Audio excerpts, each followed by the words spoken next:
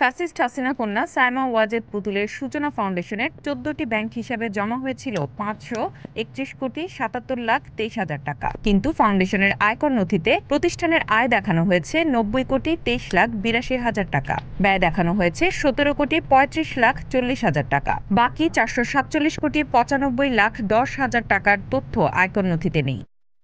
দুর্নীতি দমন কমিশন দুদকের অনুসন্ধানে এ তথ্য পাওয়া গেছে। দুদক বলছে এই টাকা বিদেশে পাচার করা হয়েছে। শিগগিরই অনুসন্ধান প্রতিবেদন কমিশনে জমা দেওয়া হবে।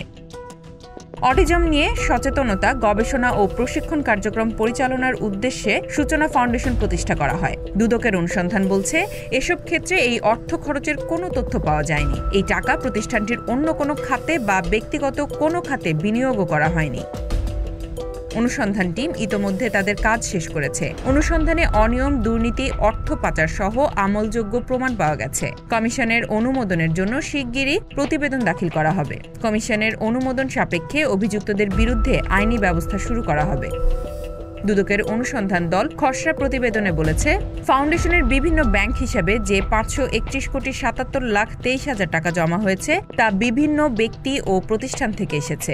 উত্তোলন করা হয়েছে ৪৬৫,৩০,৫০,০০০ টাকা। ১৪টি হিসাবে স্থিতি আছে ৬৬,৪৬,৫২,০০০ টাকা।